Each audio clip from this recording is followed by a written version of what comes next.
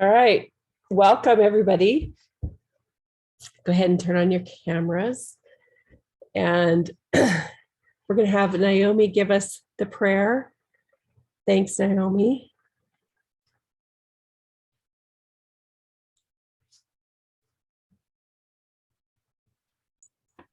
Dear Heavenly Father, please bless this day. We thank thee so much that we're all able to gather here together. Please bless that we'll be able to have our hearts and minds open to new epiphanies or new thoughts.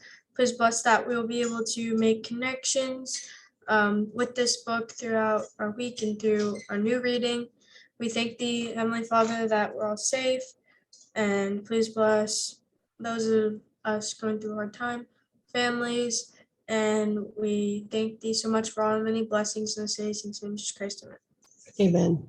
Thanks so much, Naomi. And yes, I hope we do have our minds open. We have open eyes, and as we learn from Jonathan Swift, I just wanted to quickly explain that we're going to miss Kinley. She has left to go to public school for the first time in her life. She's going to try that this semester. And we hope that she learns and finds the answers that she needs to in her life. And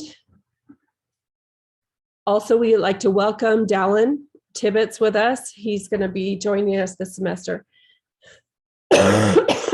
And I still have COVID symptoms, so it's crazy. I have two people that have put their EQQs up, so please do that while we're waiting to start. Maybe while we're waiting to start, if anybody could give me any of your comments of what you thought of Jonathan Swift.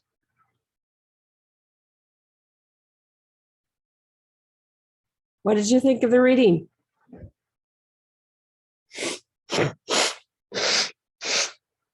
Excuse me.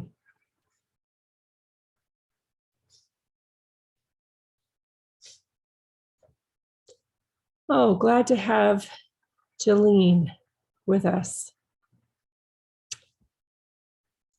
Well, when I was reading, I started reading at the very beginning of the week or like last week, right after class.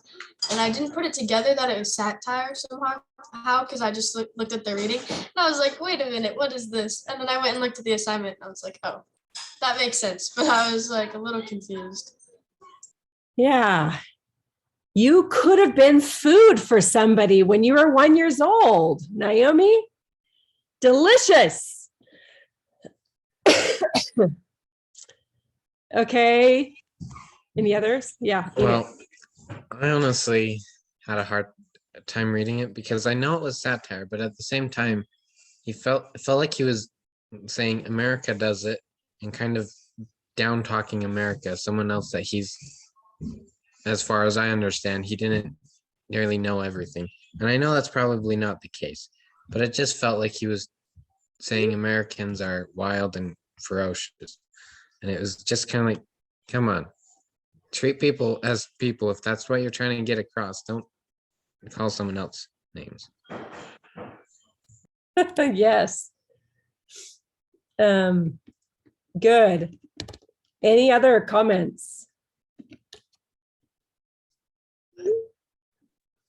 I think this is kind of interesting. I mean, he did his research. He had some good math. He had everything down to a T. I was like, wow, he's really thought a lot about this proposition. It was a little bit unnerving at sometimes. I was like, okay, well, I mean, his math looks good. Like, it's practical.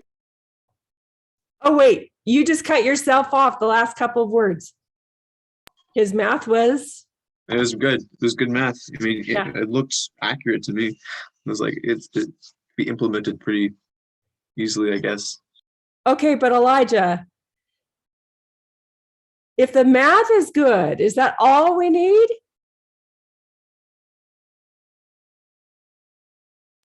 Why not? Right? I'm joking. Okay. So we are possibly discovering that math does not have all the answers, whether it's, or reason doesn't have all the answers, right? Okay. Any other first thoughts?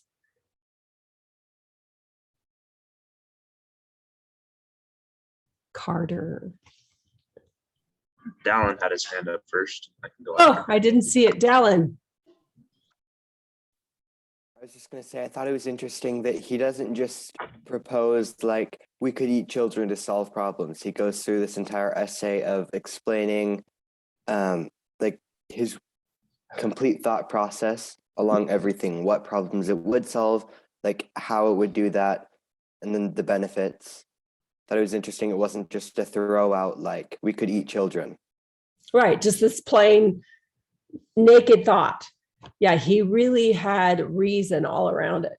That's a great observation. Carter.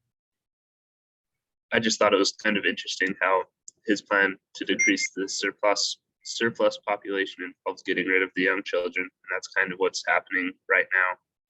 We're not eating them, but they're getting killed before they're born, which is essentially doing the same thing. So.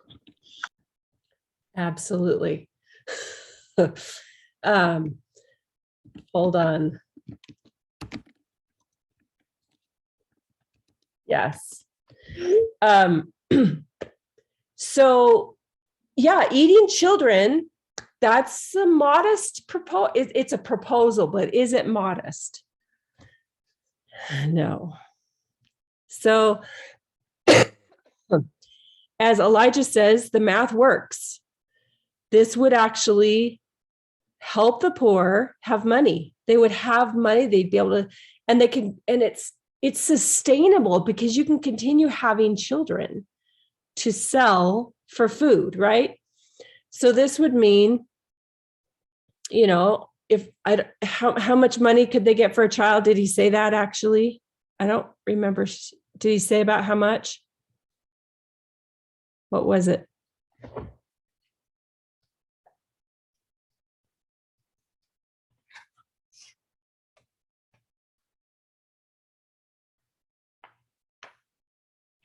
I guess I didn't look the math as well as you did, Elijah. Oh, okay. So they will not yield above 3L or 3L, 2S, 6D at most on this. What does anybody know what that means? I tried looking it up, but I couldn't find anything. I think the S though might be shillings, but I don't know what the L is. Wonder if it means pounds, but I don't know because we call pounds LBS. I think it is pounds because I had a liver box recording when I was going through with it, and that's what it said, if I remember correctly. Another good reason to listen while you read, because the people who are reading that know what to say there. But I think it is pounds. So the Irish use the pounds and shillings and halfpennies and pennies, I think, same as England. So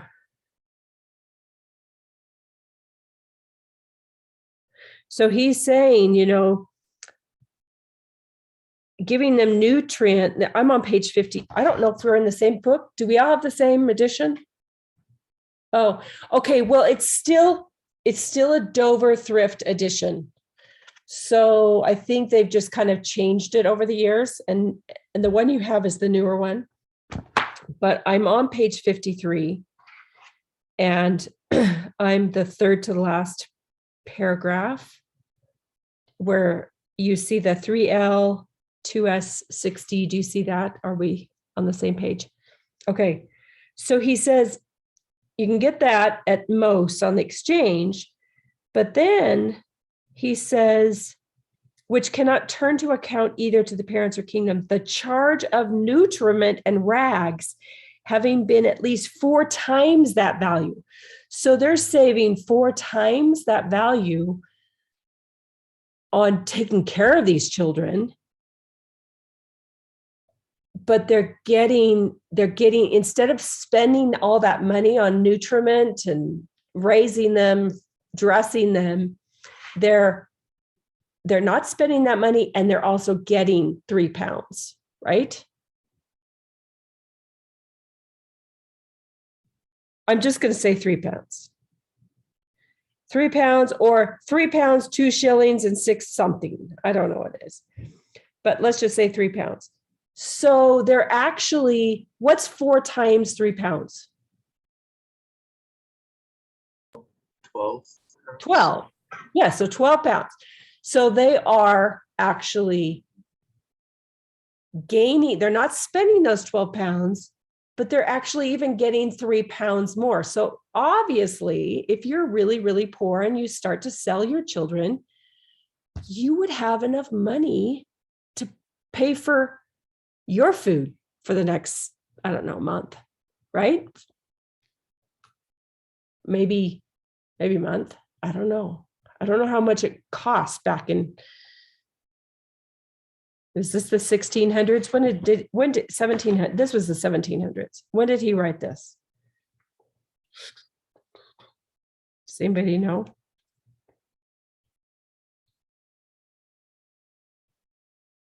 Note, I'm on the first page here.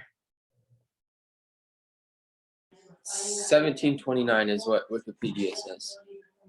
Oh, 1729. I'm going to write that right here. Written 1729. So I don't know what 3 pounds is now, but if somebody could look that up, like on the internet somewhere, you can say, what was 3 pounds equivalent in 1729 to now, or something like that. I just did that. You did? Yeah, so if you convert pounds to US dollars, I put 12 pounds to US dollars, it's gonna be 1628 now. But then I adjusted for inflation in 1729. And it ended up being about $983. So if I put over here in the column, $983 is what, 12 pounds? Yeah, that's 12 pounds. 12 pounds now. Okay. So 3 pounds would be somewhere around 200 something, right? So that's not a lot of money to sell a child, especially if you've paid several $1,000s to get it here. But if you're poor and you're having your child in your home, it's free. So, I mean, there's a lot to look at. So, what do you think of his proposal? Do you think it could work? No, why not?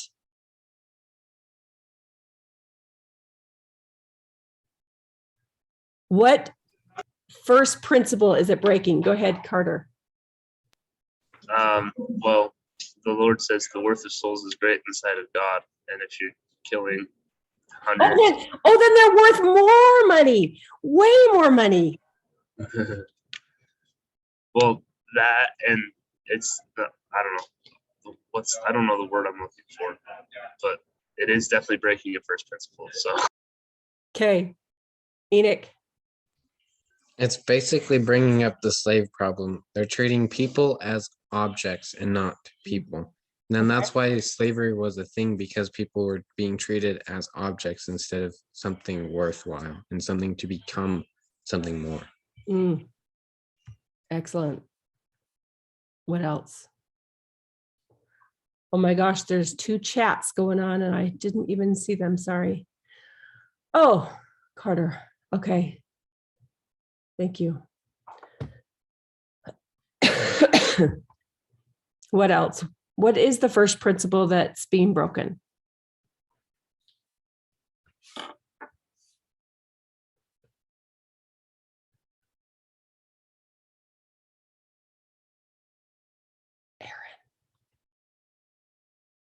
Probably like love of humanity. Love of humanity. That's a good law. Yes. Hiram, every human being has a right to life. Not a life as food, but a life as a human, right? Yeah, that is the first principle. So basic rights are first principles. You can't break them down any further. They just exist as a first principle. So life, liberty, property, conscience, they're first principles. And actually all of those, liberty, property, because their life is their own property too. Their body is their property.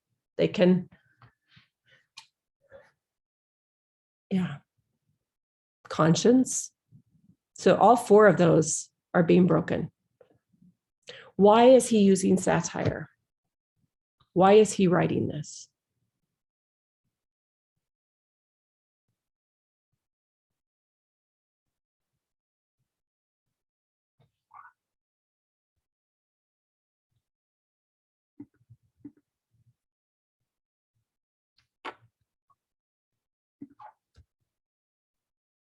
Enoch.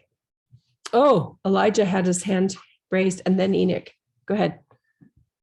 I was gonna say, because it's the same reason why we're talking about it today, right? There are other papers, other essays, other pamphlets that are published on a similar topic, right? On poverty. Other people are talking about it, but it's not as poignant when you make it more visceral. You're like, oh, let's get someone's attention. It really engages your audience more, right? So people might not be as interested in reading something about poverty rates, but if you say, hey, what about we eat kids? That really sticks out for some reason. And so he used, his understanding of literacy and his style to convey his message. Yeah, Enoch. I have similar thoughts. I was just saying, I think it was to get people's attention, whereas other methods possibly could have worked, but would have taken a lot longer for people to realize that people need help in this area, that they need to be accepted as people and given jobs or whatever. And so I think this was a fast way, and I don't know if it was efficient, I haven't really studied, but it was a fast way to get people's attention and to start thinking of how to help. Yeah. So in our postmodern world today, how would this proposal fly? What do you think would be the acceptance rate? Or I want to know the reactions of the landlords this essay was targeting. Yeah. I would love to know too. Did anybody look that up at all? Carter? I looked up like what effect his essay had, and it seems kind of like it didn't really do much because people thought it was so absurd that that it was just funny. So they didn't even do anything, as far as I could tell from what I read. I'm remembering that too. I just didn't, this time I didn't look it up. So how would it fly today? How would it be accepted, do you think, in our postmodern world? And I don't know the answer, so I'm not fishing for something exactly that's in my brain. So don't worry. This is a safe place. You can say, what do you think? How do you think it would be accepted today? I'd love to hear from others who haven't shared yet. How do you think?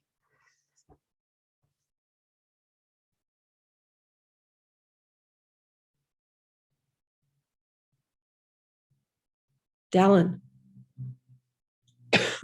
I think it would be immediately denied, and that many groups would form just to go directly against this or to prosecute the author who wrote it. Like many people would turn violent towards that person and likely try to hurt them just because of the absurdity of what they're proposing. Okay. Does anybody agree or disagree with Dallin?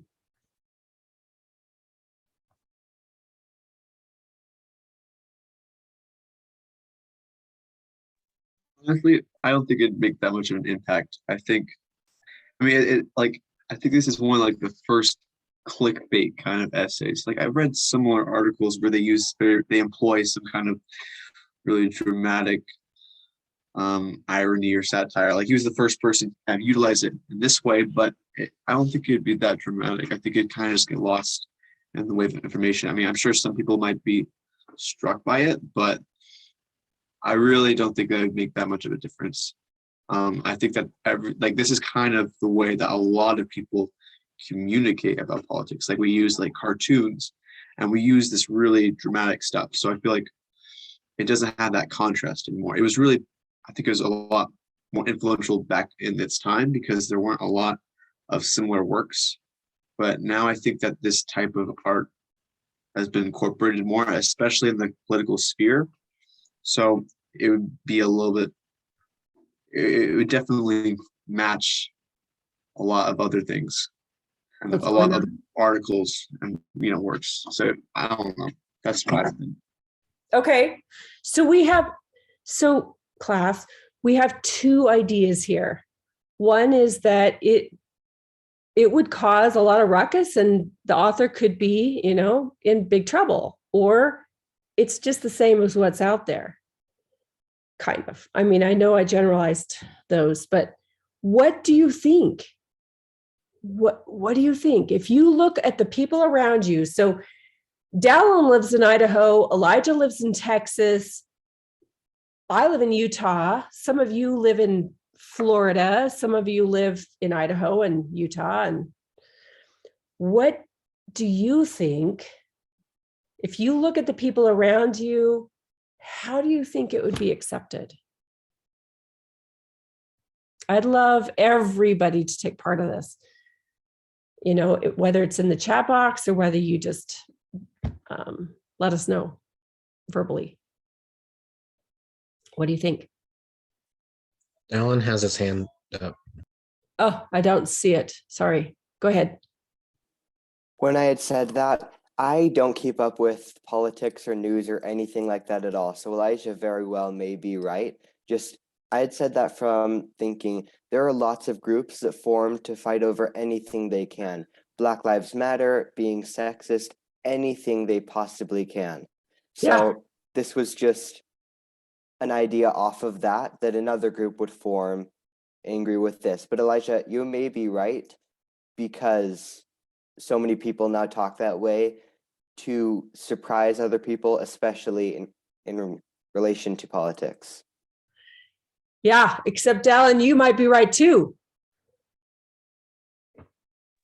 Have any of you guys ever heard of like the eat the rich thing? Like that's immediately what I was thinking of. Like right now we were reading about like eating the poor, but there's this slogan kind of going around. It's kind of a little bit over, but a lot of like these very liberal or far left circles have this kind of slogan, eat the rich. And that's just kind of what I was thinking about. I was like, because I mean, there was some reaction by like conservative commentators, but for most people, it was like, oh, it's just the extremists doing their own thing. And so when I read this, I was like, it's kind of that similar kind of vibe. I hadn't heard that, so that is good to know. Okay, what do you think, Enoch? I think there's a possibility it could go either way, though I tend to think more on Dallin's side that it will either cause a ruckus or people will be like, maybe that's a good idea. It's your truth. Go ahead and do what you think is right. Whatever. Okay. Carter. I kind of think it could be divided along party lines. It's kind of happening right now with the abortion thing, and you can see that one party is kind of embracing it, and it grosses out the other party. And I don't know. I can see it grossing out a lot of people on both sides, but it's kind of being. I see it as a party line right now. Okay. So following party lines. Good. What do you guys think? Ryan, Gracie, Andrew, Naomi?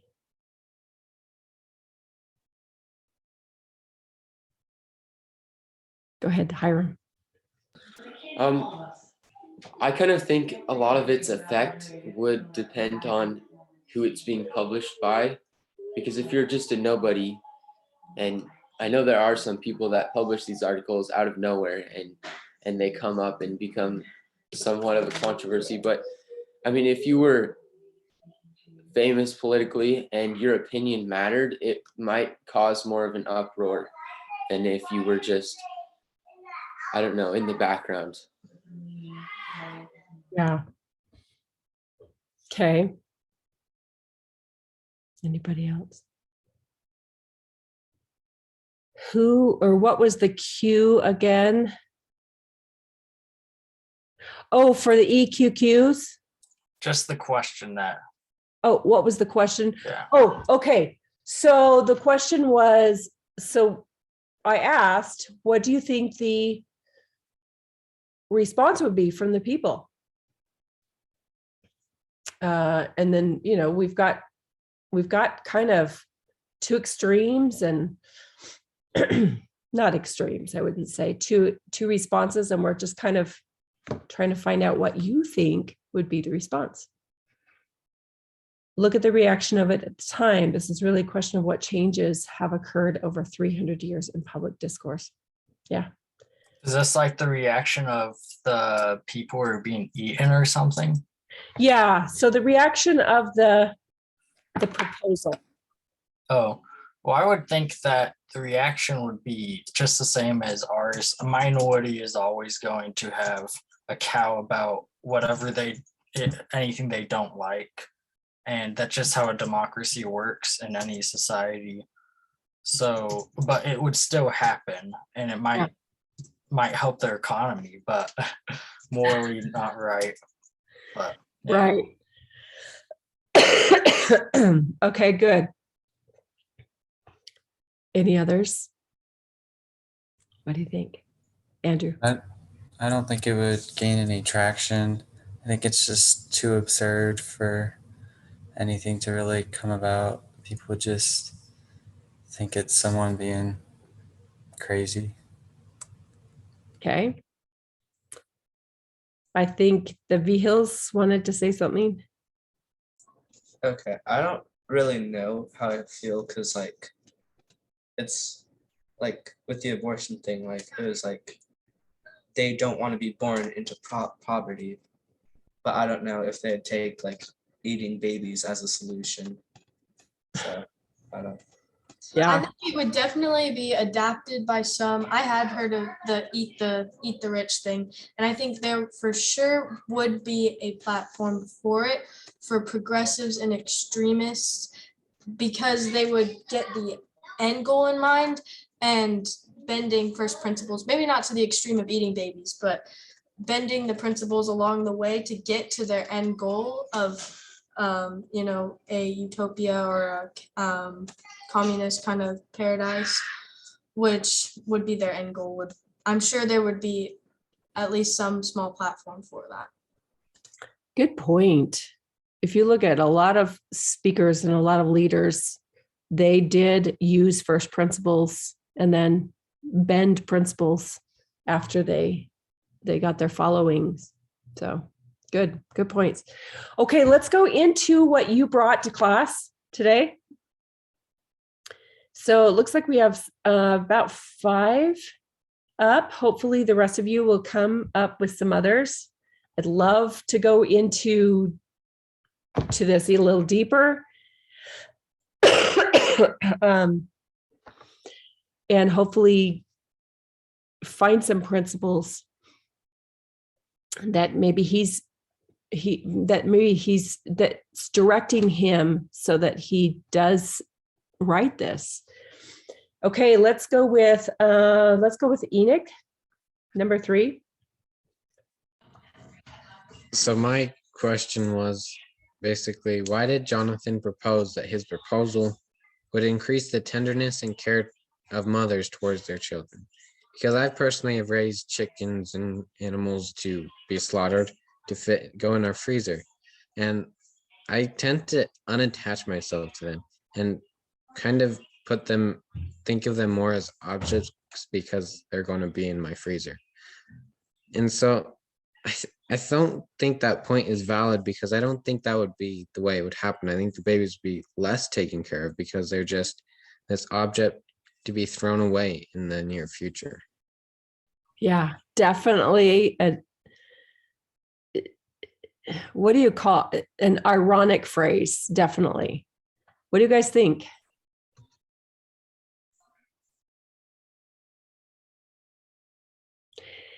Was he trying to appeal to this motherly instinct, fatherly instinct?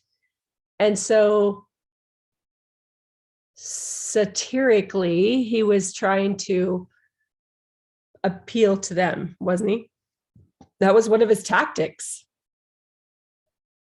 Similarly, along the line of him saying that the mothers would care more for their children, on page 57, in the first paragraph, about halfway down, says, men would become now as fond of their wives during the time of their pregnancy as they are now of their mares in foal, their cows in calf, their sows when they are ready to farrow, nor offer to beat or kick them, as is too frequent to practice for fear of a miscarriage. It's completely crazy that you're solely not hurting your wife just so you can either eat or sell your child. He is good. And that one is he's implying that people think more highly of their animals than they do of their family. And yeah, it's broken. Yeah. Of course, he knows what he's writing. He does. He knows it. But he is appealing to the normal human tendencies. If we break down our day and we see all that we've done, whether we fought over the remote for the TV of what we were going to watch that night, or whether we just, however we treat a sibling or whatever, he's recognizing the human tendencies, isn't he, in this? And he's really blowing them up so that we can see them hugely, and they look terrible. Elijah. I was going to say, I think one of the more confusing parts of Swift is because he's so reasonable, it's a little bit hard to argue sometimes. And I think it's just like we said earlier, it's that fallacies aren't his applications as much as they are in his axiomatic principles. So it's from that first principle on treating people as objects or commodities. That's where the root of, or the crux of all these issues spring. But the way that he formulates his opinions or his reasons or his applications out of that principle are actually fairly reasonable. So for example, I mow lawns, but I don't really care that much about my own lawn. And so if you look at, breeders or children in that way, yeah, if I'm selling my lawn, if I'm trying to get someone to invest in my lawn business, I'll try to make it look a lot prettier. Or if I go out and mow someone else's lawn, I'll make sure that the lines are very straight, everything looks precise. But I don't really care that much about my lawn because I don't know, it's just the same. It's always there. And so if I'm trying to sell my child, I'm going to make sure it's a very plump child. I want to make sure that I didn't nick it up or anything. It looks presentable. And so same way, if I've got a breeder, I want to make sure that everything's looking well, that I'll have a healthy child after. This sounds a little bit sociopathic, so I'm going to stop. But yeah, the reason, the application flows from the reason, which flows from that axiom, that first principle. And that's why, a big portion of this class is deciphering what those first principles are. Because if you mess up on those first principles, you can be reasonable after, but you'll be in a completely different realm. Yes, I just want to write this down. So the principle you were saying that we were focusing on is basically that a child is an object I need to sell for my own livelihood. Okay, so if we look at it that way, then everything's built on that and it's reasonable, basically, right? Carter is saying, just to tie into what Elijah's saying, as a mechanic, I take better care of other people's cars than my own. It's partly because I know the limits of my cars, but also because my cars are not what I'm used to using to bring in an income. Right. So it's interesting how we focus on the things that's going to bring us more gain, right? And we know that this is a terrible idea, that we wouldn't do it, but we are seeing the logic he's using. Good. So I'd just like to say one. I do understand what you're saying, Elijah, and I think it's a good point. I just think he has a different meaning, thinks of the meaning different of tenderness and care, because, well, maybe just tenderness, because tenderness to me also often brings love and compassion towards that thing, but he's just caring, saying they'll give him all the food, money, whatever, but it won't be able to, the child won't be happy because there isn't going to be love coming between the family.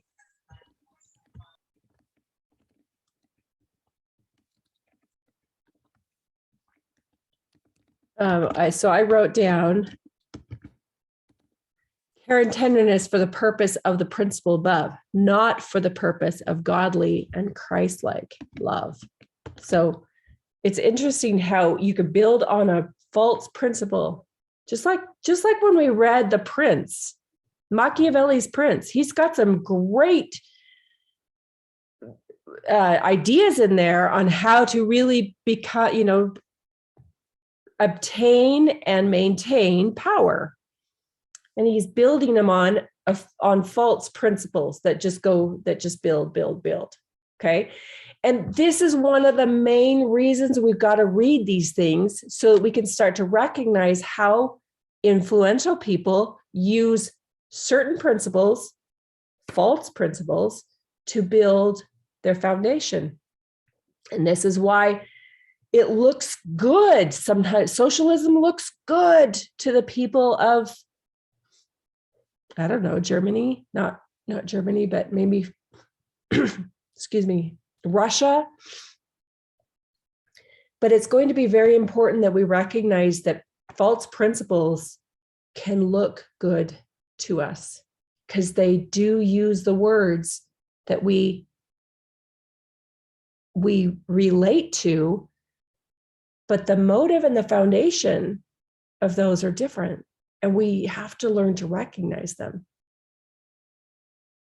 Yeah, he never uses love, does he?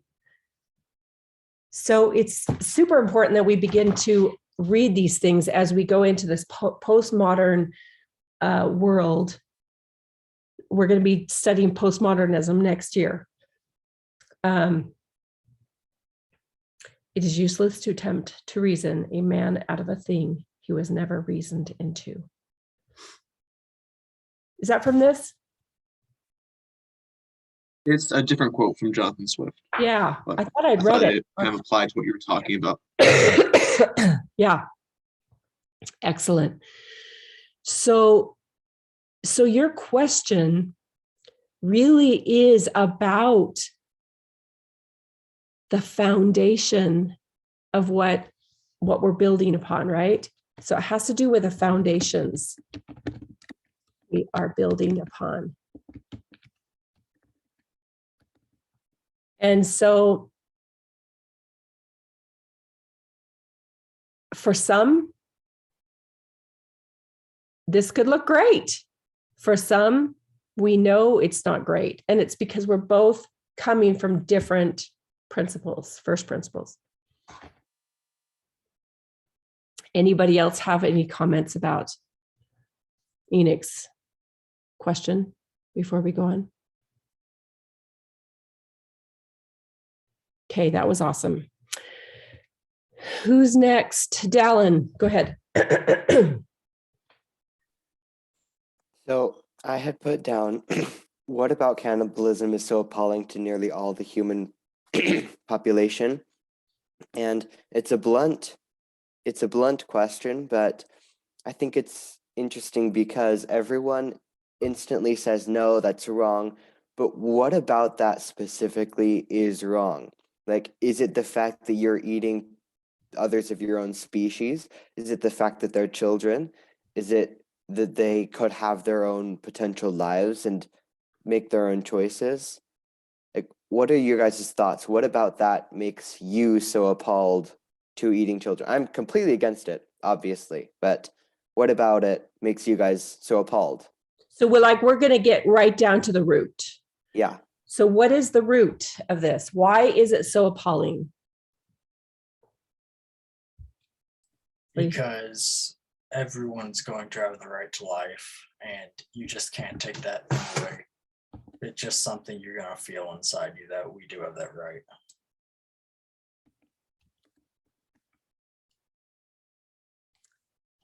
Have it taken away. Yes, go ahead. I think, Enoch? Naomi was first. Oh, yes, Naomi. Thanks. I don't see everybody's hands, I think my first immediate thought is just that everyone has potential to become like God, kind of emphasizing what I think it was Carter was saying earlier about the worth of souls is great in the sight of God.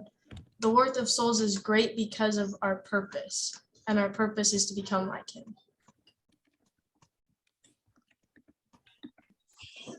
Yeah, that was my thoughts too. Like everyone has potential to become like God, something great, something amazing.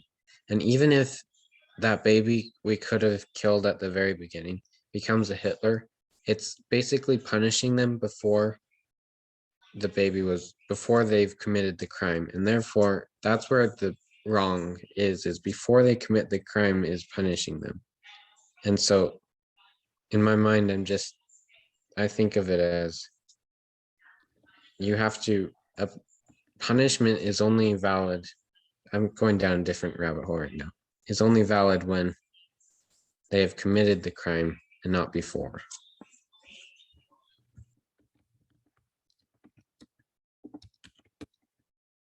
Thing I love about your question is often I think it's our most like fundamental ideas, or at least questioned ones, and everyone has this like almost knee-jerk reaction to detesting cannibalism, and so it's a very fundamental part of being human.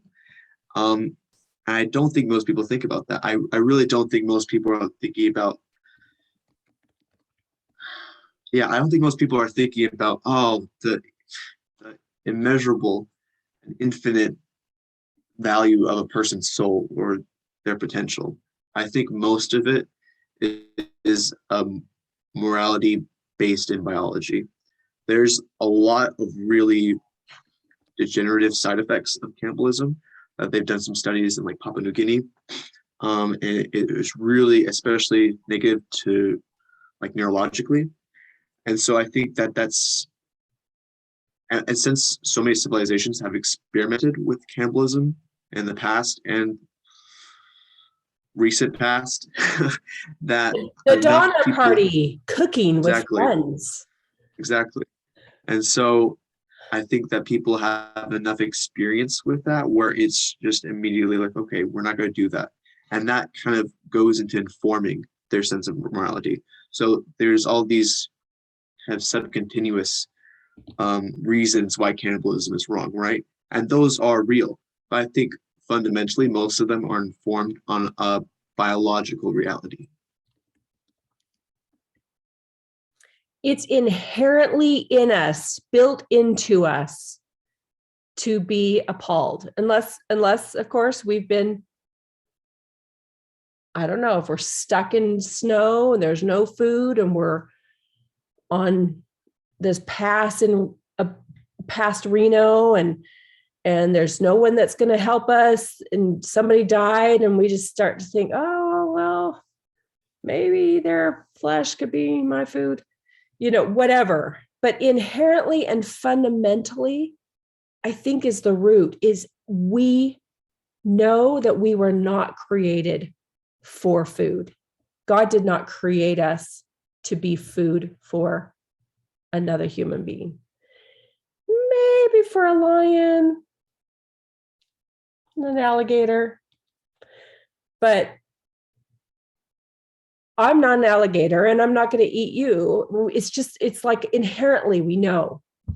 And I think that's because there is a law. There is a law that we do not, I'm going to say an eternal law. We do not eat each other. Can we go more deeper than that? Is that as far as we can go? That's a first principle, right to life, right? I think that's the root. I think in a very unlikely situation, if there was this older person that, or take your example of being on a mountain, like if someone just died, you can't help them anymore, and you could survive if you ate them. Is that the right thing? Because they're already gone. You couldn't have done anything to help them. right. But is it right to eat them for sustenance and then so you can continue on and then live your life? Is that, and you get to have more time in your life? Yeah. Did you say, Elijah, there's been studies done that people eating human flesh it causes problems? Yeah, most of it is I think they call it like laughing disease or something like that. But it's just basically massive neural degeneration. And like eventually sometimes it can even lead to death, although there's long latency periods. But yeah, I haven't done that much research on it, so but I can find an article that I was reading about it earlier because I thought about this before when I was a little bit younger. But Okay. So just like the word of wisdom came out years and years and years and years before they said that actually the tannins in tea and coffee can actually harm your brain and blah, blah, blah, blah, and cause, so the science is showing that drinking these substances really does have a bad effect. Some science say it has a good effect on some things, but for the most part, it has a bad effect. So yeah, the cannibalism has been in every civilization, even ours, the Donner Party. But now science is showing that it leads to biological problems. It wasn't meant to be our food. They're good. Elijah has put down an article. If you want to copy that and paste it and put it in your Chrome or whatever you're using to research that. So I think, Dallin, that was a great question. What is so appalling? It is inherently not, we have not been made as food for humans. And it's a law. It's a first principle. We have a right to our life. We don't need to become food. Even if we're dead, we don't need to become food for anybody. And scientifically speaking, it shows why. Great question. I think, that's the scope of this humanities class, I think, is to read these things, original works, and to get to the root of why and to find those principles. So I love these questions. Does anybody have anything else that you want to add to this before we go on? Okay, Hiram, take it away.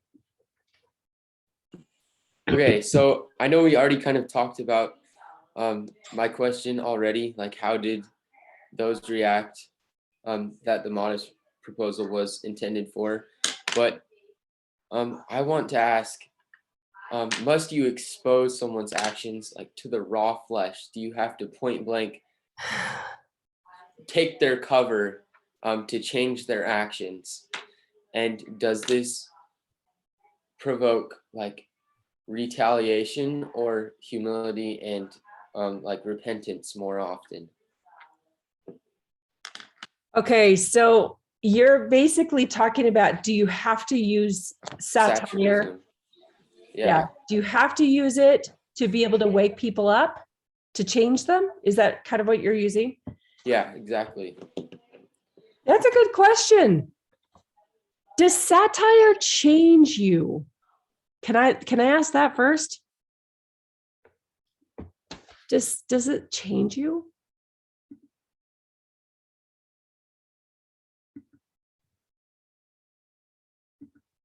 I think it can. Now, so many of us are just numb from all the stuff we hear on the news or from information. Like we hear there's been a shooting somewhere and we're like, oh no. And then we continue with our lives, even though many people were just killed. Like that stuff happens all the time, yet we're just numb to it.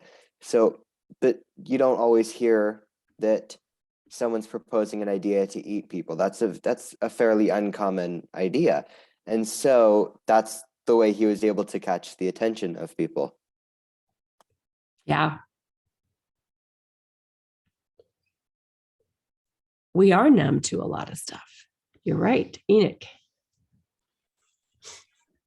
So I think satire can change you, but going back to Hiram's question, I don't know if it's the most effective and best way. Like we're saying, you eventually get numb to it, and if it's used too often, I feel like the most effective ways are ones that take a long time to succeed. Little change here and a little change there. And so instead of just this trying to change everything at once with this, you're able to change one step at a time and therefore make it more powerful and bigger change because you took the small steps to get there. Yeah. Aaron. All right, so my mom was like going to school for like neurology or something like that. So she like talks to us about the brain, and like the best way to like remember stuff is when you attach emotion to it. So for the satire, it was basically like shock that helped them like remember it. Like it stuck out to them because it was so terrible. So I don't think it is like the only way to change somebody, but it's probably like one of the more effective because you're attaching emotion to it. Ooh. Ooh, you just brought in something I don't think we've talked about. That, you know, if we read about Jonathan Swift's life, we do know that he was very passionate about making changes for his people. He knew laws needed to change. He was passionate about it. I think he did understand that if he can provoke emotion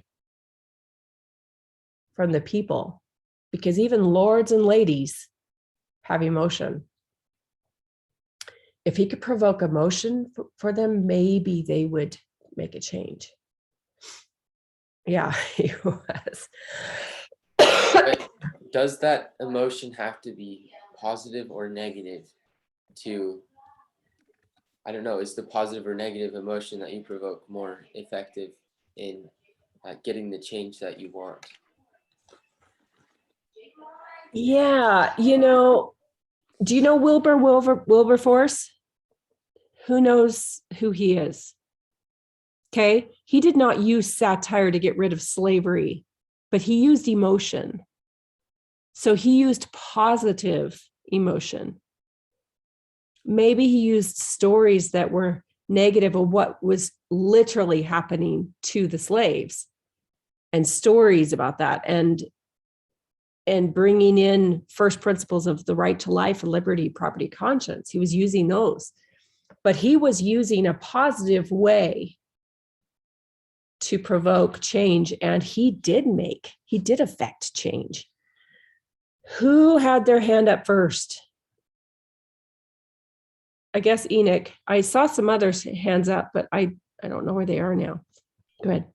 I think this just goes back to my point, as in, I think positive influence is a lot more effective, because I feel like with Wilberforce, it was able to, I felt like it was a more deeper change instead of like the Civil War, where it wasn't necessarily change, but at the same time, it wasn't, because people weren't ready. It was a lot harder to heal it, and there's still some wounds out there.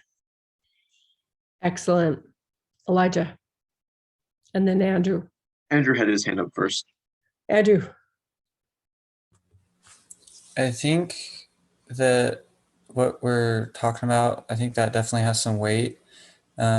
Just seeing that Jonathan Swift is willing to take the heat from this proposal, because it's obviously going to have a huge pushback, that he's very passionate about what he's doing.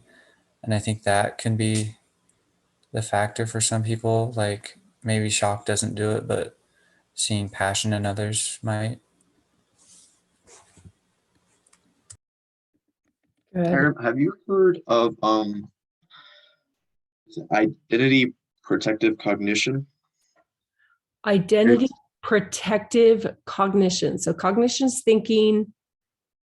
So if we know who we are, it affects our thinking. Is that? So basically, it's basically a psychological phenomenon, right? Where if a fact is being debunked, that's like that you've made part of your identity, something that you really, really deeply believe, it's incredibly hard for you to disbelieve it, because you get into the cycle of motivated reasoning, where like kind of we were talking about before, those axioms that inform your reasoning. If you've made that axiom part of your identity, it's difficult to detach yourself from that.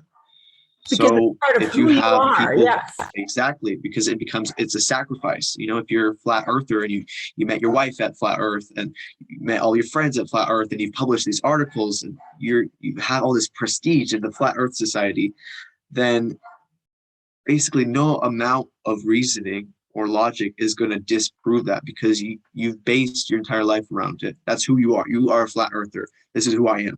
So if you make that part of your identity, it's really almost impossible to disbelieve it yourself, basically, unless your social stance, because for a lot of people, I would say almost everyone, their social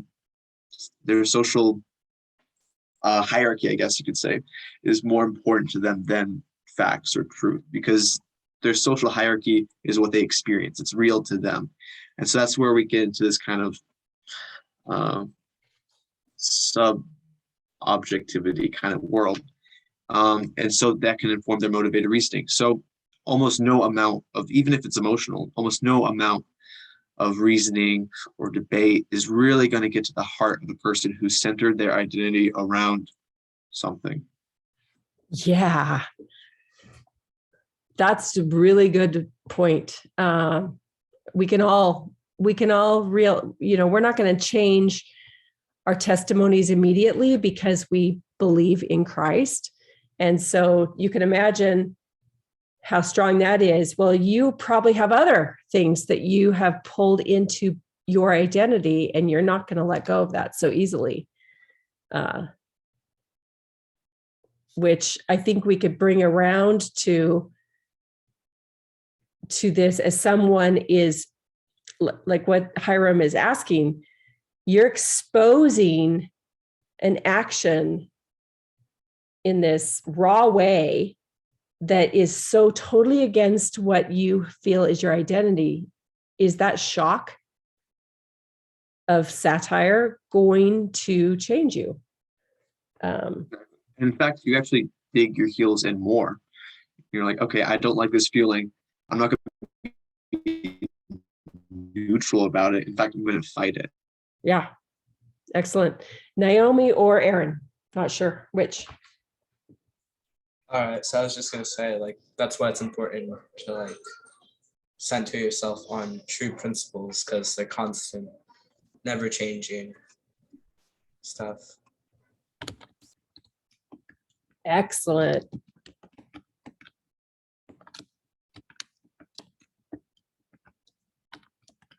Yeah, make that your identity. I think that hatred and anger can be just as memorable as happiness or love. Like, even part of your identity, it doesn't have to be something you directly believe in, like the flat earth, although that was a really good example. But like, if you have your wedding day, that could be the happiest memory of your life. Like, that's going to be something that's going to be a large part of your identity.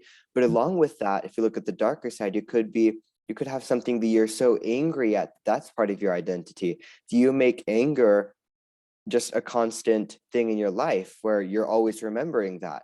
Like, if a dramatic scene, but if one of your family members is killed, you're going to feel a lot of hatred towards that person that killed them, and that could completely shape your life. And those memories and that emotion that's tied to that memory can completely envelop you in that memory and just never let go. And when someone says that hatred and anger isn't a part of you, it shouldn't be a part of you, it won't make you happy, you reject that, because you can't. How can you not be angry at that person? How can you not always be filled with this rage? That's a good point. And if I connect that idea to the passion that he felt about this anger toward England and the power England had over Ireland at this time, I would say that anger is part of his passion, and he's using negative energy and satire to try and break through to people, and it didn't have much of an effect. But it has a lot of effect on us because we're reading his works, and it's helping us have a discussion. So we're more sensitive to negative emotion than we are to positive emotion. For example, people are much less happy to lose $5 than they are happy to gain $5. Huh. Interesting. Yeah. That is interesting. Okay, so have we gotten to the root of this question for you, Hiram, do you think? Yeah, I think so. Like, in a nutshell, I think the answer would be that in being wrong, we resent being wrong, especially if in being wrong we lose part of our identity, and that really hurts, and we resist the change even more than before.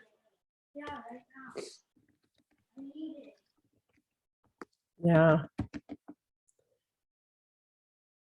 I'm not going to remember everything you just said, but very good. So good. Let's go to the next one. Ryan.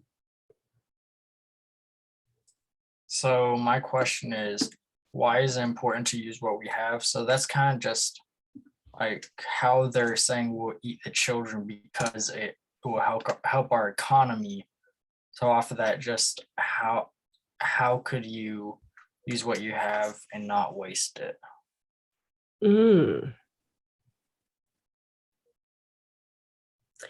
Like, use your children to sell them because we have them, or where are you going with that?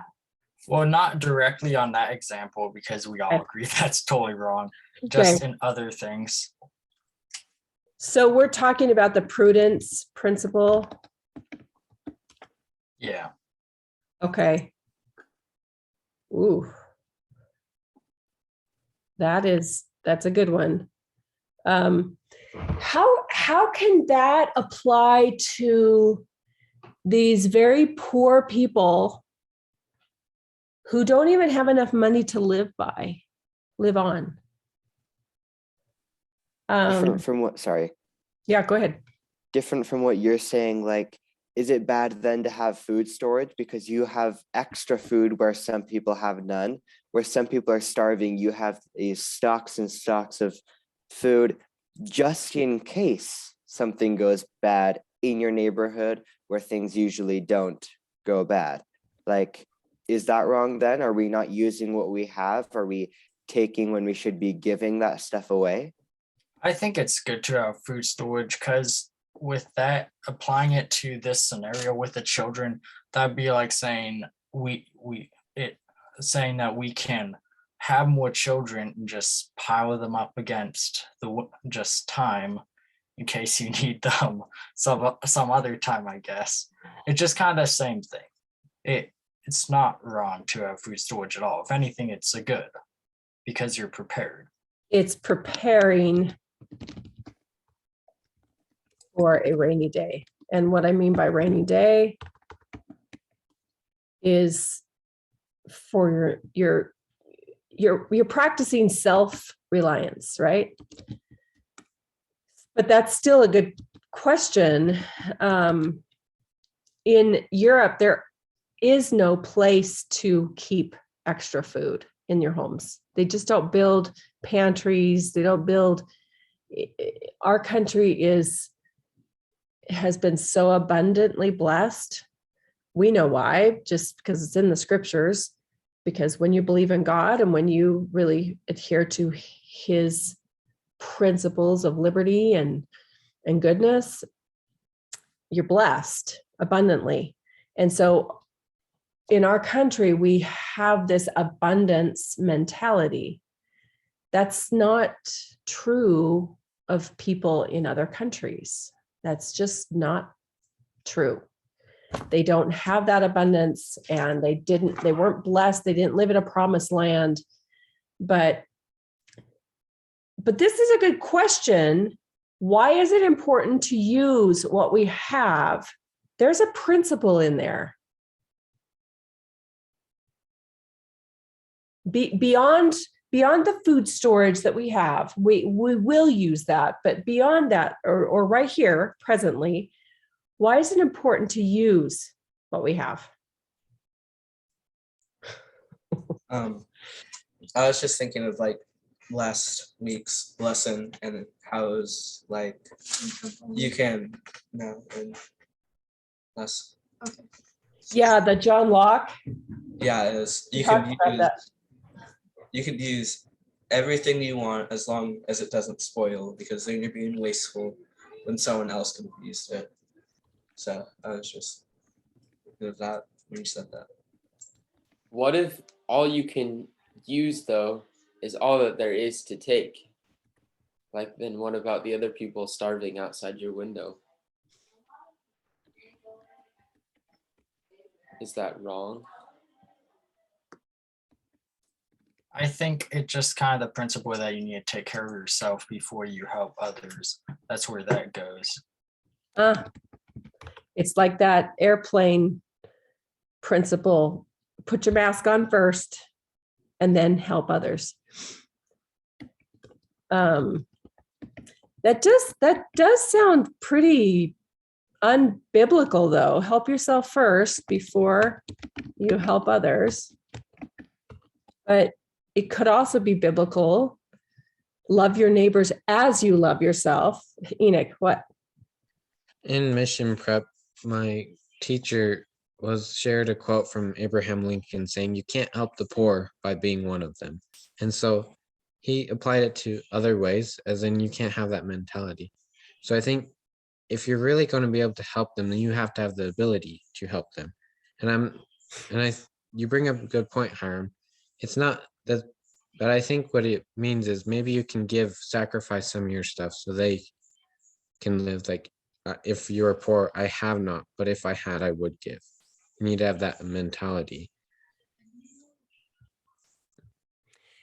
It's interesting that principles need a lot of other principles and virtues around them to make them whole and right. So you're bringing in a bunch of other principles, Enoch, that help this answer to his question, right? So we can't just, and this is why we have to have discussions and why we need to be open-minded, because we get little bits and pieces of truth from everything around us, everybody, every book, every movie, every, anything that we have, there's truths that add to our puzzle that we're putting together of understanding. Jacoby said in the chat, use it up, wear it out, make do or do without. I grew up with that cross stitch on my wall. My mom still has it down in the laundry room. Basically, being prudent. So good. Anything else anybody wants to add to that before we go to the next? Okay, Carter, take it away. We kind of talked about mine already, but should any one man or multiple men be able to set the price for a human being? What do the scriptures say about this? What does the general populace say about this as well? Yeah, this worth of souls, is it a monetary price? No. Should any one man or multiple men be able to set the price for a human being? That was the slavery issue.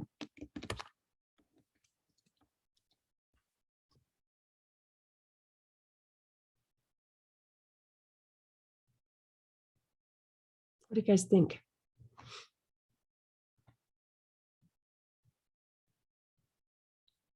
Do the scriptures say anything about this? I think so.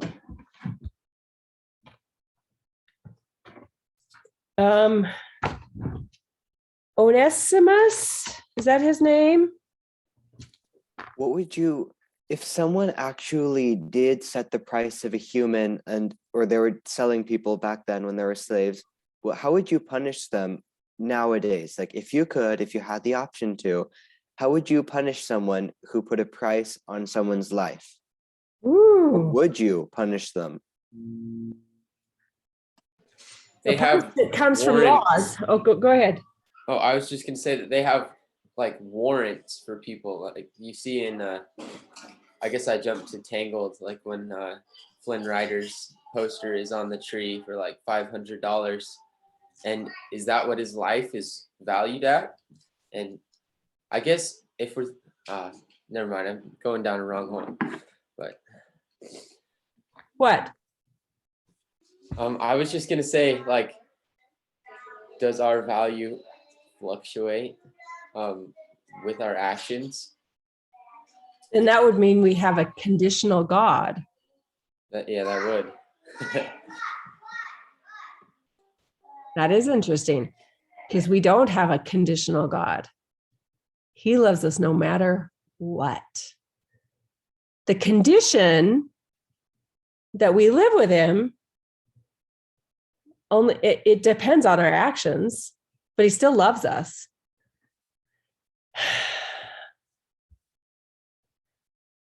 Okay, has anybody ever read Philemon? This is an epistle of Paul to Philemon, who has a slave. There is nothing in here about price, but Onesimus is the slave of Philemon, and Onesimus leaves Philemon, runs away, and listens to Christ, or not Christ, but listens to Paul, listens to the disciples of Christ. Christ is gone by then, and he loves what he's learning. He wants to believe in this Jesus Christ, and Paul tells him, okay, I want you to go back and continue to serve Philemon and take this letter to Philemon. And Paul writes this epistle to Philemon and says, I want you to accept your slave back or your servant back, and I want you to love him. And he tells him how he wants him to love him. And, basically treat him like a brother. And Onesimus, I want you to treat your master as a master and love him. And it's interesting because he doesn't say that slavery is wrong or being a master to a servant is wrong. He just says, go and serve each other and love each other. So there's no price, but what is there?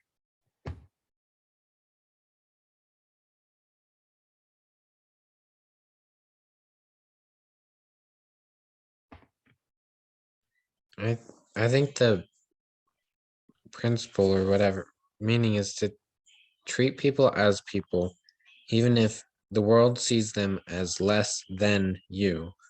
You need to live up to treating them as they truly are. I love that, as they truly are. They are people, children of God,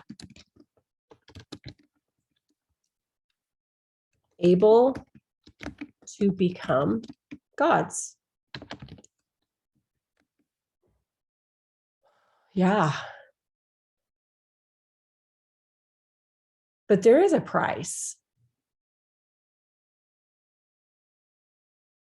What is that price? And yes, this time I do have an answer in my head that you have to try and guess. Usually I don't.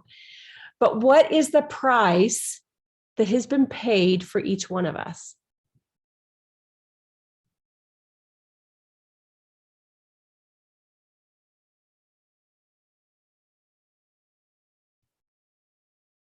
Gracie. She's got the name that says it all. Well, in answer to your question, I think we all know that like Jesus Christ suffered for all our sins, and that was like the ultimate price.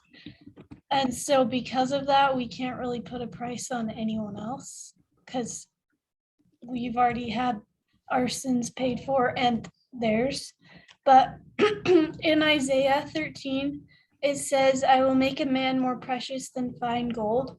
So I think at that time, that was what they valued most, was gold was the most valuable thing.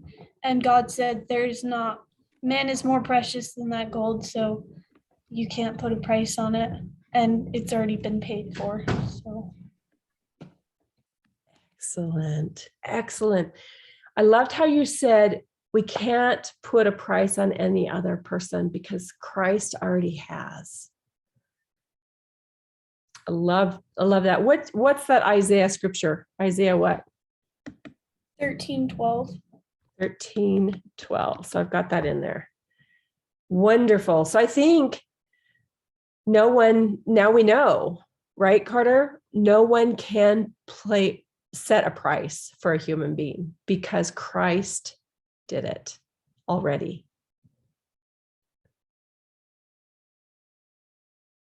Anybody want to add something to that? By the way, does anybody know what the word grace means? The name grace, the word grace?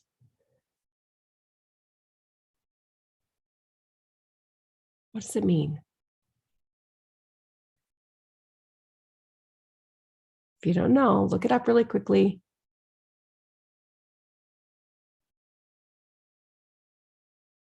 Has a lot to do with what we just talked about.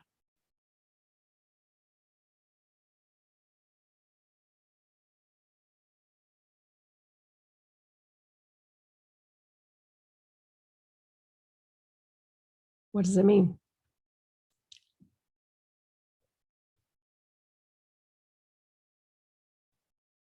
Hello?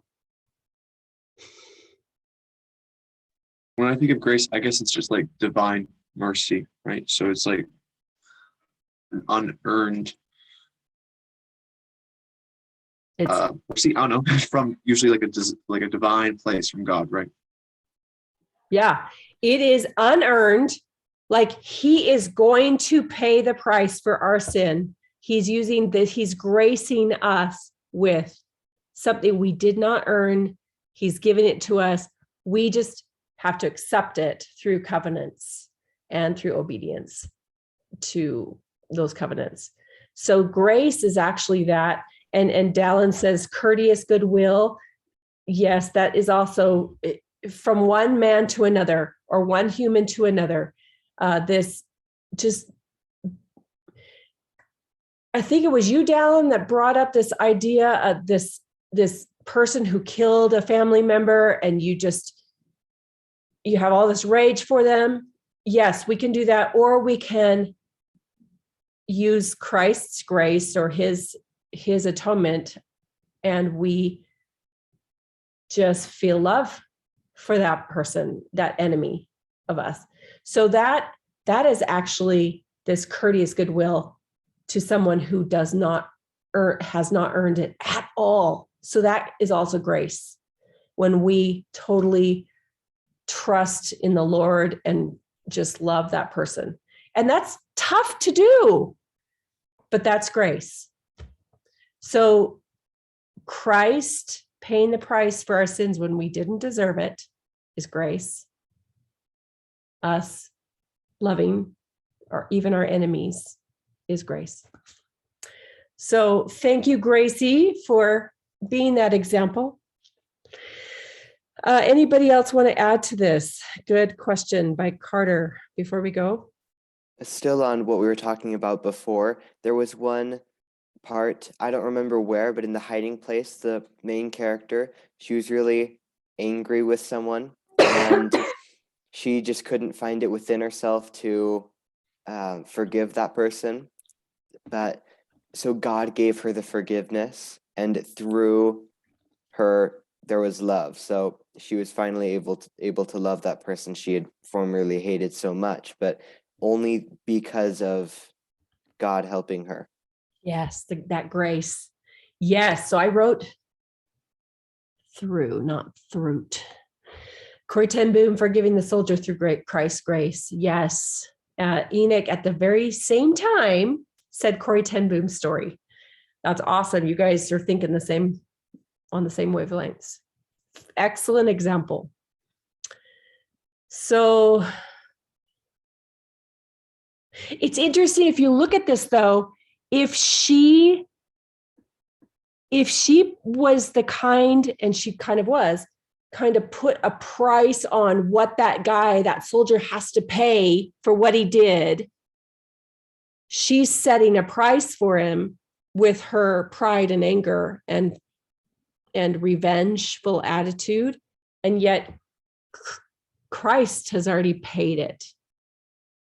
And so he graces her with that ability to forgive. And that price that he has to pay for her goes away. So it's so true. Like Gracie said, we can't put a price on anybody for anything if we recognize and acknowledge Christ. Wow, powerful. That's a powerful, powerful principle. All right, E. Who is E? Is it Elijah? Yeah, I'm just too lazy to write the rest of my name. Okay. This is a kind of cynical way to end class, but I guess we can bring it to. So I guess my question is, so kind of as like what we talked about, sadly, Jonathan Swift's work didn't create that much difference. The way that their governments and economies changed. It was other things. It was like war. Mm-hmm. And so I guess my question is fundamentally, I guess I can just read it.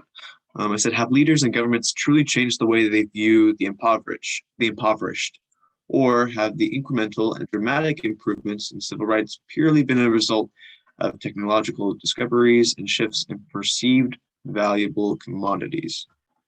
So I guess, for example, watching this one podcast talking about how it's very unlikely that we'll have another kind of world war in the way that we had World War I or II. And that's simply because land isn't as valuable of a commodity as it used to be, right? You can't generate as much profit from land. There's more value now in ideas and technology. And so my question was basically, have people become more moral as time has progressed? We've gotten more peaceful as a world civilization, I guess, but have we become more moral or ethical? You don't have to raise hands, just talk. I'm not sure where this came from, but while you were saying have we become more peaceful, but have we become more moral or ethical? I think we've kind of left behind morals, and not us as individuals, but as a whole, our countries have left behind morals, and because of that, we don't have something that we feel we need to stand up for. What we saw happening in Germany, we could see is morally wrong. Even now, we can't see people killing other people because of a religion as being morally right, but and that's not necessarily why we joined in the fight, but the morals surrounding the war, I don't think they'd get us in another war to protect those morals. And I think that was a large part of World War I and World War II, was people had these morals that they were willing to stand up and fight for, and we've kind of lost those now. So while we may be more peaceful, we're less of a moral people. Like I had mentioned before, nowadays there's just a lot of groups of people fighting for different things. And I think there's several groups fighting for like the impoverished, but I don't actually think that they care all that much about those people. They just care that other people are seeing them being the Mother Teresa. They're being so kind and generous and trying to lift these impoverished people up. They're trying to get them food, water, just all of this. But I don't think it's truly because they care as a whole group for them. I think it's a lot more of their social standing. But as individuals, I believe, yes, we know that we should be doing a lot more to help the impoverished. There's a lot of oughts and shoulds. Yeah. Enoch. I'm thinking part of the reason we have more peace, quote unquote, is the better communication with technology. Because the reason why the church was kept going into apostasy a lot in past then was because they weren't able to communicate as well as we were. There was no possible ability to have a worldwide church, let alone Nephites and Lamanites. They had, during the time, there was basically two different churches, with Samuel the prophet at one point and Nephi, a prophet, in the other place. So I think communication has helped up peace in some ways. Yeah. We have a lot of more communication with countries now than we did before as well. And you're right. And I think it's a good question. And it's unfair that we don't have enough time to talk about it. But I do need to, in the next minute and a half, I do need to turn us toward next week's assignment, because it can be confusing. We are going to spend 2 weeks reading one of the most influential books for our colonists of our country, and that's called The Pilgrim's Progress by John Bunyan. And there's 2 parts of this book. If you've ever read the first part, which is Christian is his name, he's this pilgrim that he's going on this journey of life, and he's going to meet a bunch of things like pride, and he's going to meet the valley of the shadow of death. He's going to go to all these different places that have these philosophical names that are they're literal, meaning the name of the person or the name of the place is exactly what it means. Like when he meets Mr. Prideful or whatever, you know that Mr. Prideful is prideful. Anyway, this first part is this pilgrim Christian that's going along this journey to heaven. And it's basically his life. But then there's a second part that hardly anybody ever reads, and that's Christian's wife's journey. And her name is Christiana. And they have 4 sons. And so her journey is traveling with the 4 sons, and she goes to the same places, but her story is a little different because she brings more pilgrims along with her and she has discussions with them. So it's a little different. If you have already read the first one, the first part, which is with Christian, then I would highly recommend that you read just the second part.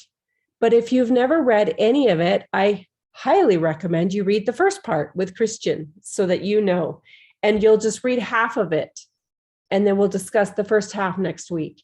And yes, if some of you are reading the other part, we're still going to discuss it with you. So you'll just bring in your questions and your ideas for that second part, and we'll bring in for the first part. So I've read both parts several times. I'm choosing to read Christian again, just because I think the majority of you probably will be reading that one. But I just wanted to clarify that there are 2 parts. And if you've read the first, then do read the second. If you've never read it, read the first. Okay. And there's the study guide is going to have you choose 5 of those places or people to write about the lesson learned in those. So there's a list of like 119 or something of these places or people. Don't do all of them. Do just 5. The assignment is just to choose 5 of those and write the lessons and whatever else I wrote on there. Does anybody have any questions for next week? Okay, I hope that clears it up. So then we'll read it for 2 weeks, and then we'll get right into Rousseau, who is another contract theory guy. I'm excited for that discussion too. So thank you for this amazing discussion today. Do not kill and eat babies, and have fun this week. See ya.